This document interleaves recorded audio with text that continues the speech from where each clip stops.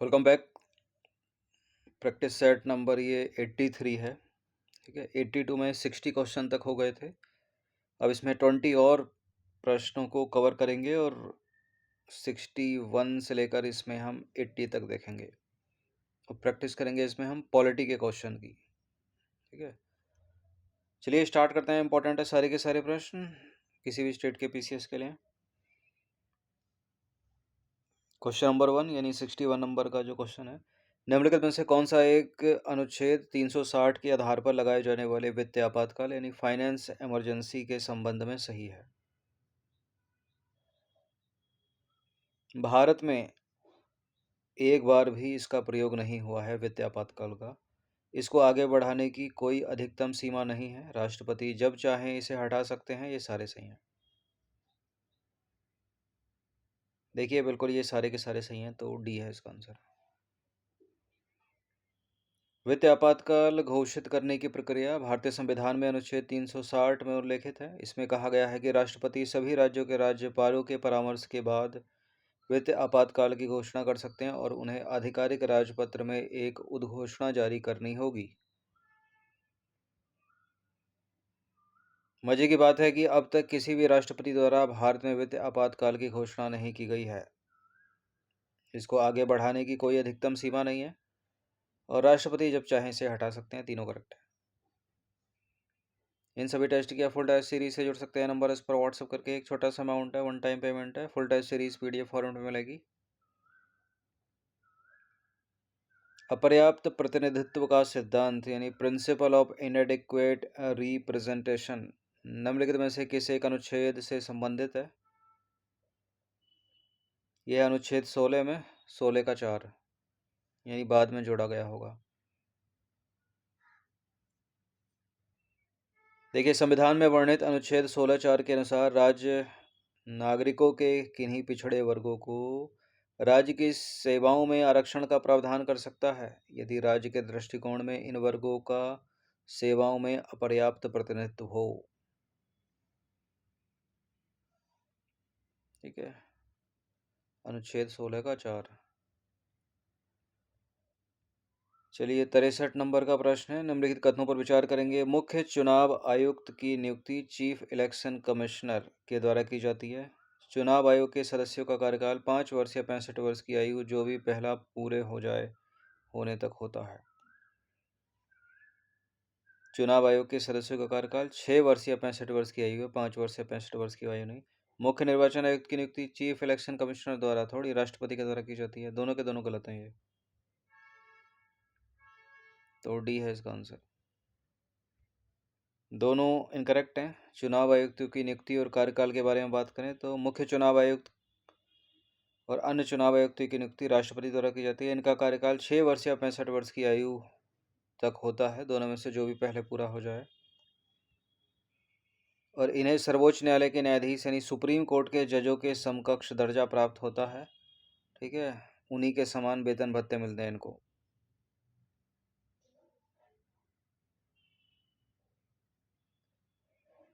अब आ जाइए supreme court के मुख्य न्यायाधीश को हटाने संबंधी प्रक्रिया के बारे में इनमें से कोई एक असत्य है। असत्य नहीं होगा इन तीनों में से, तो डी आंसर होगा। हटाने का प्रस्ताव संसद के किसी भी सदन में लाया जा सकता है और हटाने के लिए संसद के दोनों सदनों द्वारा पारित प्रस्ताव उसी सत्र में राष्ट्रपति के समक्ष प्रस्तुत किया जाना चाहिए। यदि प्रस्ताव लोकसभा में लाया जाता है तो कम से कम 50 सदस्यों का हस्ताक्षर होना चाहिए। 50 सदस्यों का, 100 सदस्यों का?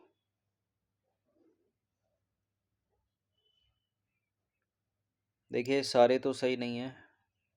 बी सही है, ए सही है, सी वाला गलत है। 100 सदस्य होना चाहिए।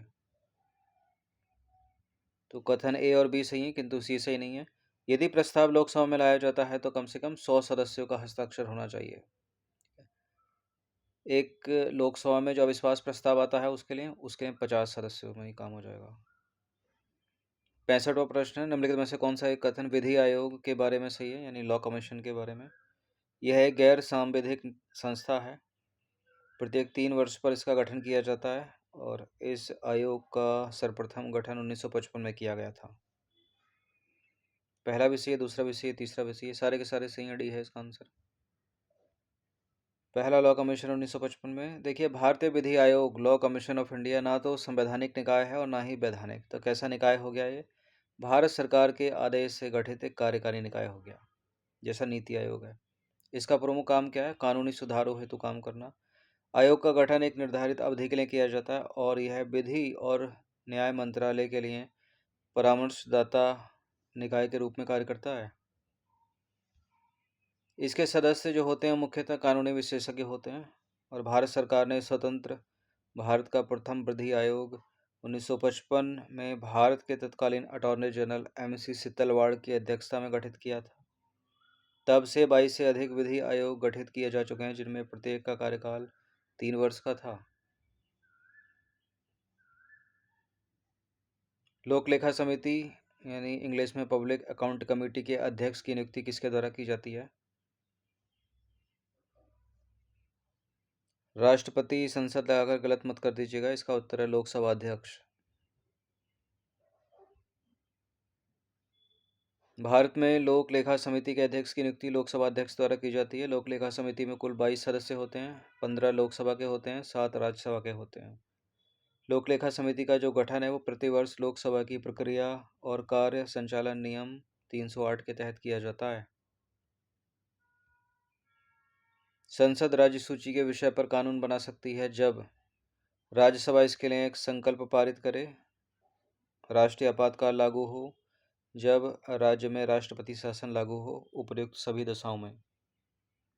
बिल्कुल इन सभी दशाओं में हमारी पार्लियामेंट संसद राज्य सूची के विषयों पर विधि बना सकती है, कानून बना सकती है। तो संसद जो है वो राज्य सूची के विषयों पर कानून बना सकती है जब राष्ट्र हित में राज्यसभा 2/3 बहुमत से प्रस्ताव पारित करे, अनुच्छेद 249 में प्रावधान है। आपातकाल लागू हो 352 के तहत, और राष्ट्रपति शासन लागू हो राज्य में 356 के तहत, या दो से अधिक राज्यों के अनुरोध पर अनुच्छेद 352 के तहत, या अंतर्राष्ट्रीय संधियों को लागू करने के लिए भी। देखिए, यह केंद्र को राज्यों की स्वायत्तता बनाए रखते हुए राष्ट्र महत्व के मामलों को संभालने की शक्ति देता है। 68वां प्रश्न है, निम्नलिखित कथनों पर विचार करेंगे। 2 कथन हैं यहाँ पर, क्या क्या है वो कथन? सामान्यतः अत्यंतिक वीटो यानी एब्सोल्यूट वीटो का प्रयोग सरकारी विधेयकों के संबंध में किया जाता है। राष्ट्रपति द्वारा जारी अध्यादेश संसद के पुनः संवेद यानी एकत्र होने के 6 माह की समाप्ति में प्रवर्तन में नहीं रहेगा। पहला तो सही है, दूसरा वाला बहुत ज़्यादा टाइम है, 6 माह नहीं बल्कि 6 सप्ताह होना चाहिए। तो केवल पहला वाला ही सही है, जहाँ जहाँ 2 है उसको हटा दीजिए। सामान्यतः अत्यंतिक वीटो यानी एब्सोल्यूट वीटो का प्रयोग सरकारी विधेयकों के संबंध में किया जाता है। राष्ट्रपति द्वारा जारी अध्यादेश यानी ऑर्डिनेंस संसद के पुनः संवेद होने के 6 सप्ताह की समाप्ति पर प्रवर्तन में नहीं रहेगा, यानी खत्म हो जाएगा। क्वेश्चन नंबर 69 है, राष्ट्रपति के निर्वाचन में राज्य का मुख्यमंत्री मतदान के लिए पात्र नहीं होता यदि वह स्वयं प्रत्याशी होता, उसी राज्य विधानमंडल के निचले सदन में अपना बहुमत सिद्ध करना शेष है, राज्य विधानमंडल में उच्च सदन का सदस्य है, वह राज्य विधानमंडल में निम्न सदन का सदस्य है। यदि वह राज्य विधानमंडल में उच्च सदन का सदस्य है तो वोट नहीं कर सकता, यानी राज्य विधान परिषद का अगर मेंबर है तो। हर स्टेट में तो होती नहीं है, स्टेट लेजिस्लेटिव काउंसिल। राष्ट्रपति के निर्वाचन में राज्य का मुख्यमंत्री मतदान करने के लिए पात्र नहीं होता यदि वह राज्य विधानमंडल में उच्च सदन यानी स्टेट लेजिस्लेटिव काउंसिल का सदस्य हो। ठीक है, होता की जगह होगा ज़्यादा सही रहेगा। राष्ट्रपति का चुनाव एक निर्वाचक मंडल के सदस्यों द्वारा किया जाता है, जिसमें संसद के दोनों सदनों के निर्वाचित सदस्य और राज्यों की विधानसभाओं और दिल्ली और पुडुचेरी के केंद्र शासित प्रदेशों के निर्वाचित सदस्य शामिल होते हैं। 70वें नंबर का प्रश्न है, निम्नलिखित में से कौन सा भारत की संचित निधि से लिए जाने वाले अनिवार्य व्यवहार हैं? कौन कौन से हैं? कंसोलिडेटेड फंड ऑफ इंडिया, वे ऋण जो भारत सरकार को चुकाने हैं, राज्यसभा के उपाध्यक्ष के भत्ते, हाई कोर्ट के जजों को दी जाने वाली पेंशन।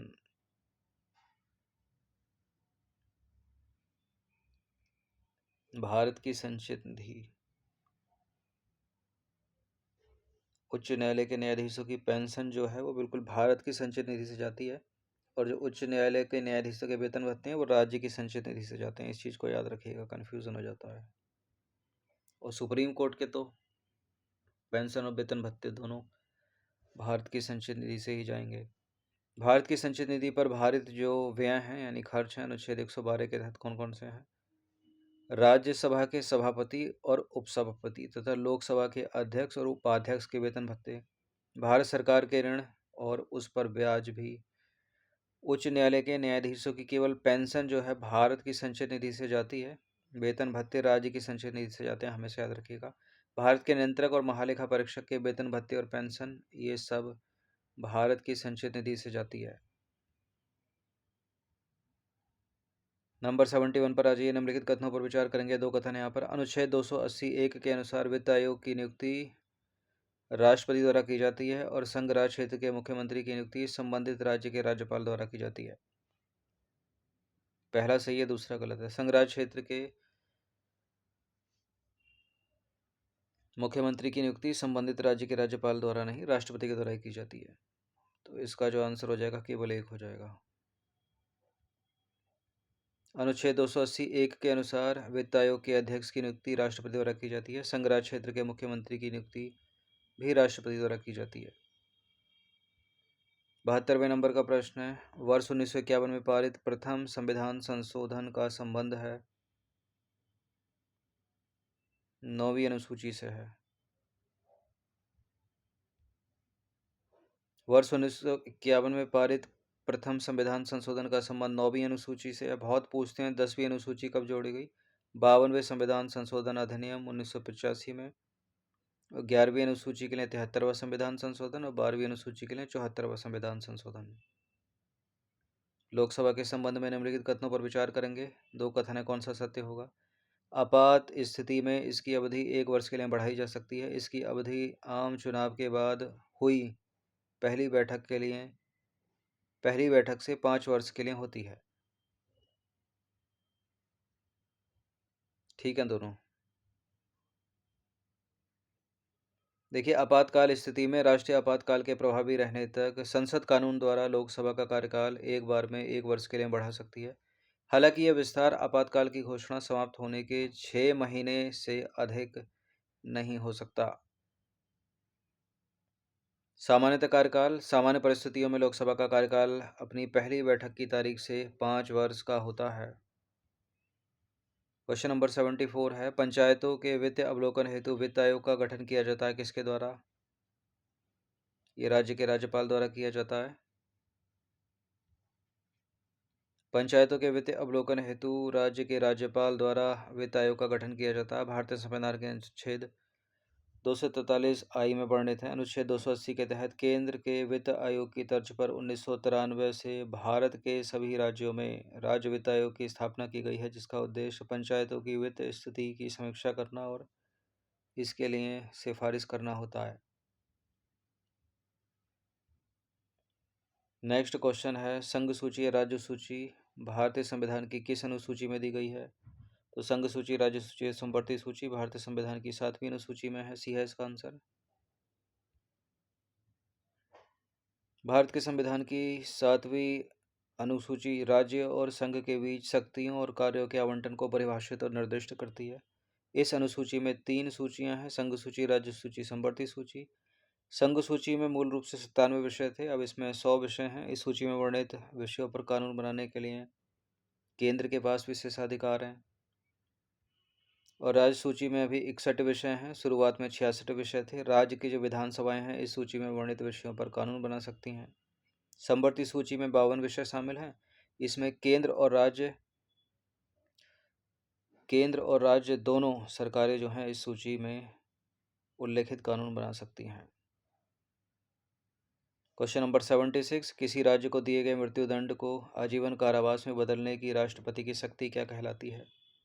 किसी व्यक्ति को मान लीजिए मृत्युदंड की सजा दी गई, उसको आजीवन कारावास में बदल दिया, तो उसको बोलेंगे लघुकरण कर दिया राष्ट्रपति ने उसका, यानी कॉमेट। बी है इसका आंसर। किसी व्यक्ति को दी गई मृत्यु दंड को आजीवन कारावास में बदलने की राष्ट्रपति की शक्ति लघुकरण कहलाती है।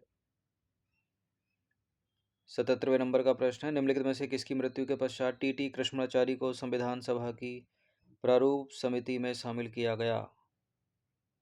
टी कृष्णाचारी की मृत्यु हो गई थी तो उनके स्थान पर डीपी खेतान को शामिल किया गया था। प्रारूप समिति में कुल 7 सदस्य थे। डॉक्टर बी आर अम्बेडकर इसके अध्यक्ष थे। 6 अन्य सदस्य थे।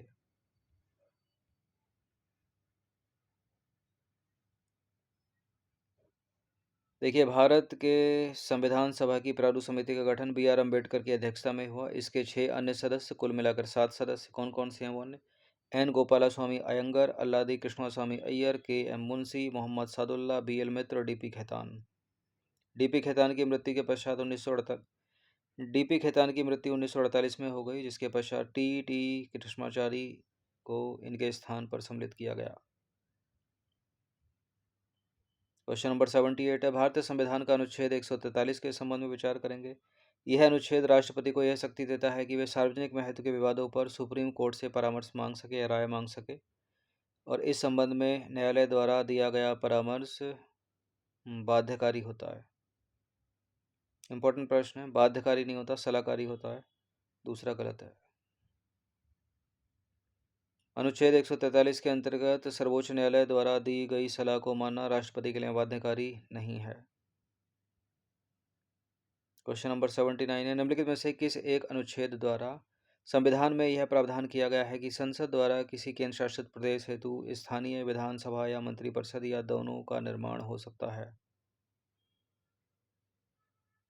यह है अनुच्छेद 239 के ए में। 14वें संविधान संशोधन के द्वारा अनुच्छेद 239 ए जोड़ा गया। इसके अंतर्गत संविधान में यह प्रावधान किया गया कि संसद हमारी पार्लियामेंट द्वारा किसी केंद्र शासित प्रदेश हेतु स्थानीय विधानसभा या मंत्रिपरिषद या दोनों का निर्माण हो सकता है। 79 हो गए। 80वां प्रश्न और अंतिम प्रश्न है, संयुक्त राज्य लोक सेवा आयोग यानी जेपीएससी यानी joint state public service commission का गठन राज्यपाल की सलाह पर राष्ट्रपति द्वारा, राज्य विधानमंडल के आग्रह पर संसद द्वारा, संघ लोक सेवा आयोग द्वारा, राष्ट्रपति द्वारा। थोड़ा कन्फ्यूजन कभी कभी हो जाता है। संयुक्त राज्य लोक सेवा आयोग का जो गठन किया जाता है वो संसद के द्वारा किया जाता है, राज्य विधानमंडल के आग्रह पर। लेकिन इसके सदस्य और अध्यक्ष की नियुक्ति अगर पूछ ले तो इसका उत्तर फिर बदल जाएगा, राष्ट्रपति हो जाएगा। ठीक है, मतलब कहने का मतलब तात्पर्य है कि पहला गठन तो कीजिए, फिर अध्यक्ष और सदस्यों की नियुक्ति राष्ट्रपति कर ही लेंगे। इस तरह से याद रखना। 2 या 2 से अधिक राज्यों के लिए संविधान में संयुक्त राज्य लोक सेवा आयोग की व्यवस्था की गई है। यह राज्य विधानमंडल के आग्रह पर संसद द्वारा किया जाता है। संविधान के अनुच्छेद 315 के मुताबिक 2 या 2 से अधिक राज्यों की आपसी सहमति से उन राज्यों के समूहों के लिए एक joint state public service commission बनाया जा सकता है, और इसके लिए हर राज्य के विधानमंडल के दोनों सदनों में संकल्प पारित होना आवश्यक है। संयुक्त राज्य लोक सेवा आयोग यानी joint state public service commission JPSC के अध्यक्ष और सदस्यों की नियुक्ति भारत के राष्ट्रपति द्वारा की जाती है, याद रखना। यहाँ राज्यपाल लगाकर और संसद लगाकर गलत मत कर देना। इन सभी टेस्ट की फुल टेस्ट सीरीज से जुड़ सकते हैं, नंबर है इस पर व्हाट्सअप करके। एक छोटा सा अमाउंट है, 1 टाइम पेमेंट है। इतना कम इसलिए रखा था कि सभी लोग इजीली अफोर्ड कर सकें और प्रिंट आउट कराकर प्रैक्टिस कर सकते हैं आप।